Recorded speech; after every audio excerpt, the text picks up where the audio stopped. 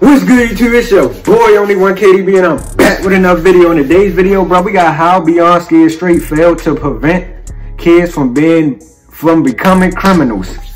Now, if you're new to the channel, make sure you like, share, and subscribe. Turn on that post notification bell to be notified I drop another banger, bro. I got some good news, bro. I just ordered my camera. My studio lights, my mic, my gaming chair, my laptop. We finna go crazy, bro. It's gonna be coming real soon, bro. So make sure y'all, I ain't gonna say the next video, cause I'm finna record 3 videos right now. But I'm telling y'all, bro, the content rate I'm telling you, it's ready to get crazy. But yeah, bro, we finna get to the video, bro. If you're new to the channel, make sure you like, share, and subscribe. Turn on that post notification bell to be notified I drop another banger. But let's get to it, bro. Y'all ever heard of Beyond Scared Straight? I'm pretty sure you did already, bro. If you haven't, probably living under a rock, bro. I ain't gonna lie to you. But them little niggas on there, bro, they baby kids, bro. But let's get to it.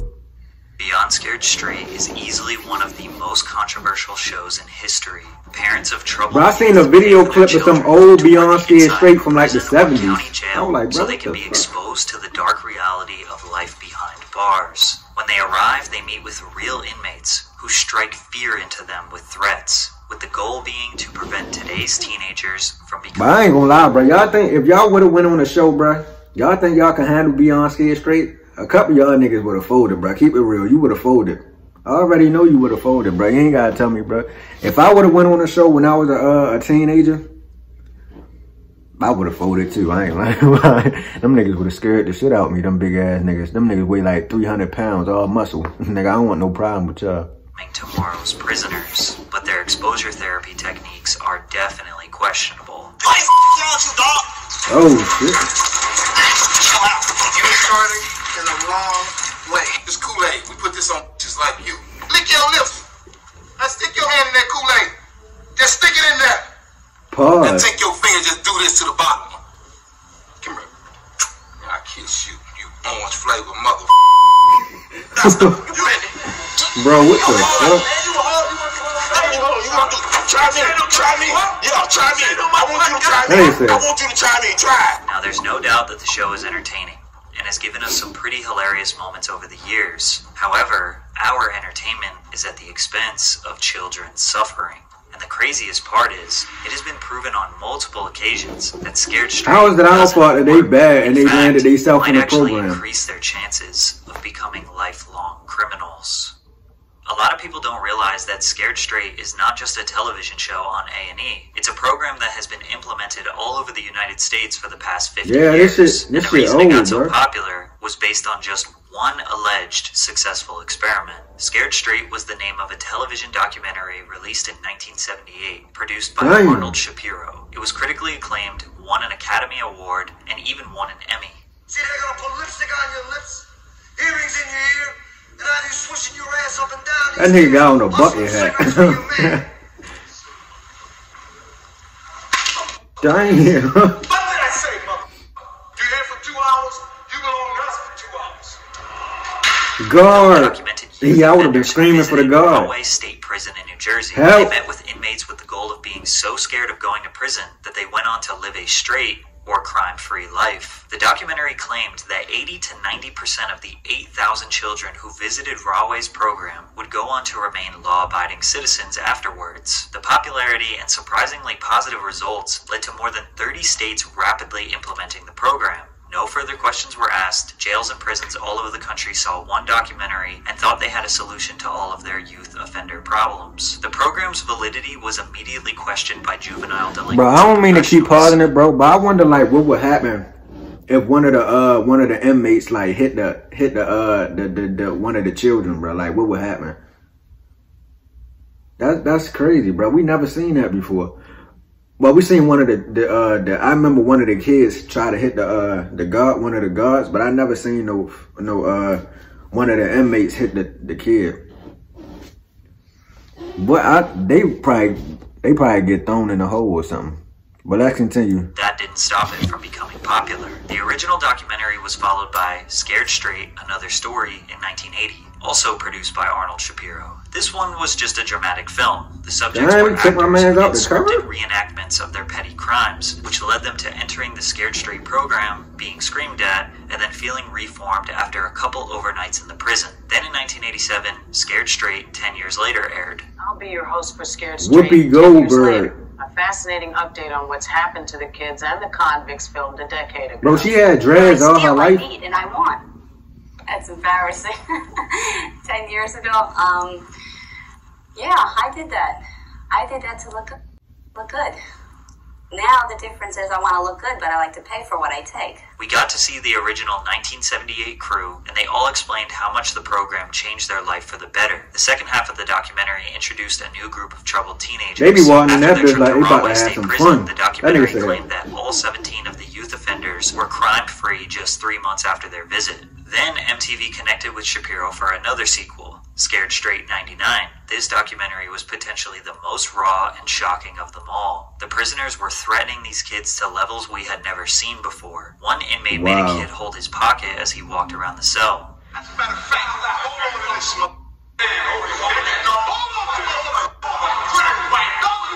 I would have pulled that bitch.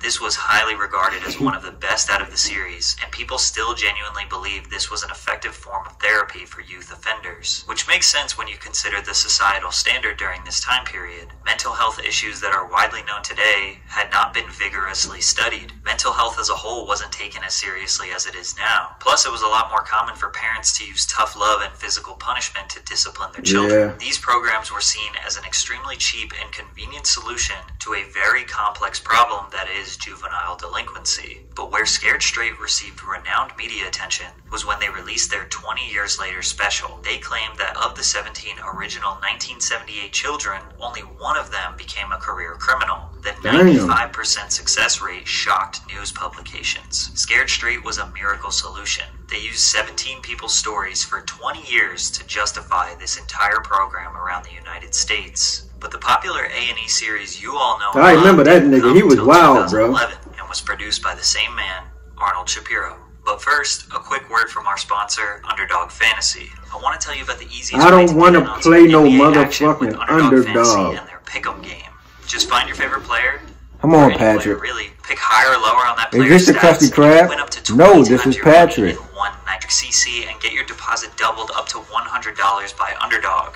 Underdog Fantasy is available in many states across the U.S. So by the time most of us became aware of Scared Straight, it had already been a well-seasoned program all over the United States for 30-plus years. Beyond Scared Straight was a TV show that documented the experiences of troubled children as they embarked on a forced tour of a maximum security prison or jail. During the tours, inmates and officers would go to the greatest lengths, screaming, locking them in cells, putting lipstick on them, roughing them up, anything they could do to shock the children and make them terrified of going to prison in hopes That nigga it was would a steer them crybaby, clear bro. of a life of crime.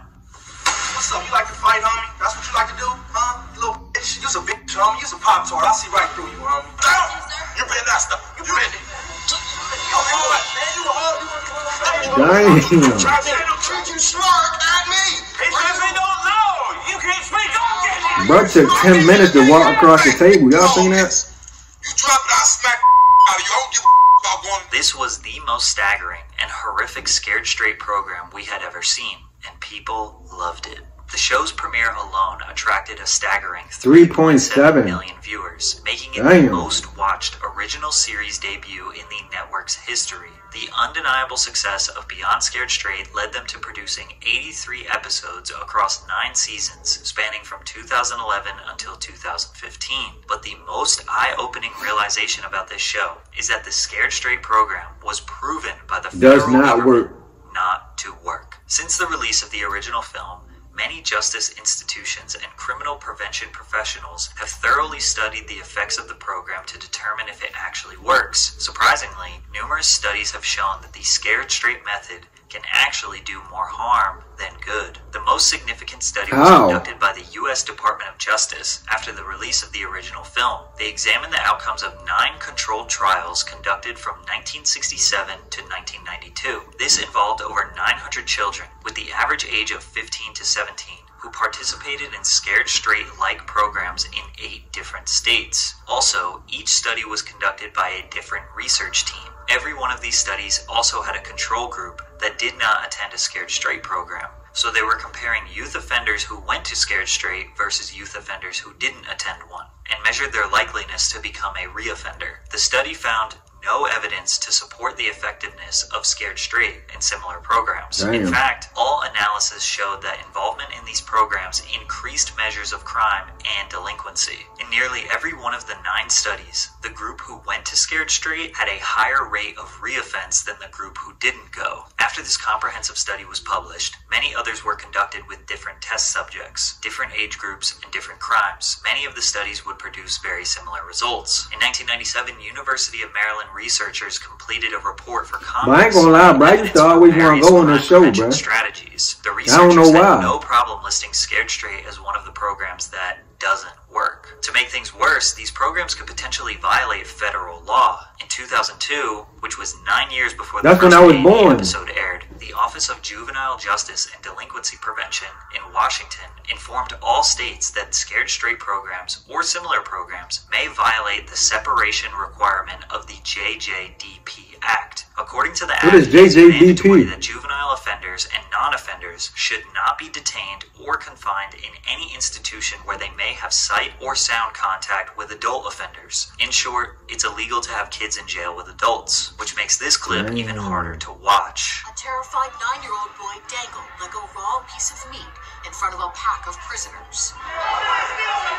His crime, stealing pocket change from his mom and lying. I think we can all agree that traumatizing a child to this degree for stealing pocket change is insane. Damn. Then filming it, editing it, and putting it out into the world is next level. One time they even showed these children a body and described to them what their parents would experience if they go to jail and die while on the inside. These programs typically break these children down. They start crying, are mortified, and just want to go home. The sad part is, their home life is probably rough as well. On the surface, the concept behind these Scared Straight programs makes sense. Troubled kids are so afraid of prison that they change their ways to avoid such a dark future. However, there are multiple examples that say otherwise. Toby Keith Johnson was first featured on the show I remember in Season Toby. 3, Episode 13. He was quiet and didn't show any emotion.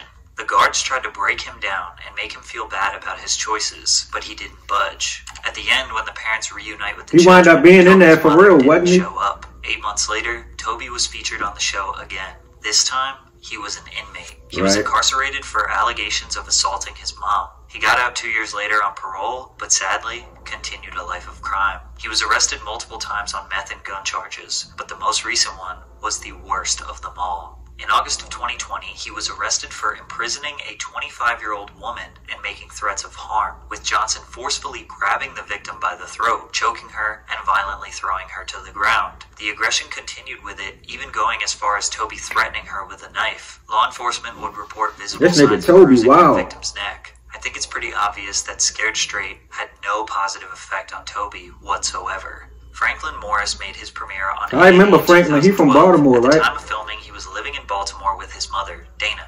In an emotional episode, Dana revealed the extent of Franklin's school suspensions, stating that she couldn't even begin to give a precise number. Franklin himself shared a nonchalant attitude towards his mother's concern, saying, My mother says I'm either going to end up dead or in jail. I really don't pay no mind. At the young age of 14, Franklin participated in the program, already having convictions for gambling and vandalism. One of the incidents that landed Franklin a spot on the show saw Franklin and his friends wreak havoc in a store, knocking items off the shelves and vandalizing a local shop. Years after his time on the show, Franklin Morris became one of 3 teenagers who met a grim fate near a playground in North Baltimore. Alongside a 19-year-old and a 17-year-old, Franklin was found shot in the head and pronounced dead at the scene. Damn. When I thought about going to the jail it really was no big deal. The reset program, it didn't change me. It really don't feel no different. Since the majority of the show's participants were children at the time, it's hard to find the long-term results of their lives. However, based on what I found, it seems like a lot of them went on to live regular lives. If you search what happened to so-and-so from Beyond I used to Scared do that Straight, too. most What of you happened to find is the clickbait person leading from into an Beyond Scared Instagram Straight? page of someone who we can't confirm was actually on the show. So if the program has been proven to be ineffective, Through various extensive studies across the past 30 years, why did they do a show about it? Well, that's because the guy who has built his entire career from this program, Arnold Shapiro, is fully convinced that this program is a good thing. Shapiro says that all the extensive studies are totally irrelevant because they were done from 1967 to 1999. He also said that only the academic community believes proper counseling for youth offenders works. If society had the money or resources to do that, that would be great if every kid could have years of counseling. But it's not realistic. It would be interesting if A&E used the millions of profits from the show to get these youth offenders counseling, since society doesn't have the money, right? Shapiro shrugs off the criticism of Scared Straight. There's every variation. It works for some, it doesn't work for some. But you can say that about any program that exists. Shapiro thinks that as long as it works for some, then it justifies the program. And since the program exists, he is happy profiting off of it. He has openly admitted that the children they decide to be on the show are not the ones that they think will change, but rather the ones with the best personality. It really is based on their personalities and what happens with them. We didn't have any belief that Brandon T. from Michigan, who stood up to the officers and just kind of had a meltdown, would ever change. Even when the tour was over, he got thrown out, but we still picked him because it was so explosive, and we never saw anything like that before or since. Although other kids have stood up to officers, it's amazing. When I went through high school or even college, you never thought you would disrespect a teacher or an authority figure, especially somebody in law enforcement. But these kids have no fear. It's crucial to question whether the pursuit of profits overshadows moral principles, as corporate interests often prioritize ratings and financial gain over the well-being of humans. But it makes it even worse when you consider that the people they are affecting are not consenting adults. These are children, and it's being broadcasted to millions of people to watch them suffer. They are being told that this is genuine rehabilitation, and they don't really have a choice to participate. Occasionally, they rebel so much that they get kicked out of the jail, but most of the time, they are trapped with no escape. The truth is, everyone wants a quick and cheap solution to an extremely complicated and layered social problem that is juvenile delinquency. But hey, as long as it works sometimes, it's all good. Alright, bro, that's gonna do it, bro. If y'all enjoyed that reaction, make sure y'all like, share, and subscribe. These badass kids, man, that's why they stopped doing the show, bro, because they felt like adults shouldn't be in the same prison, I guess, with kids. And I kind of do agree. Like, when I used to watch that shit, I'm like, God damn, they harsh, bro. These little kids, like, it was one kid, he was in there just for like stealing. Like, I mean, stealing is bad, but like, God damn, do you gotta scare the little nigga straight? Yeah, you ain't gotta scare him straight. He just need a good ass whipping from one of his parents or one of his goddamn relatives. But that's about it. But we finna get out of here, bro. Make sure y'all like, share, and subscribe, and I'm gone.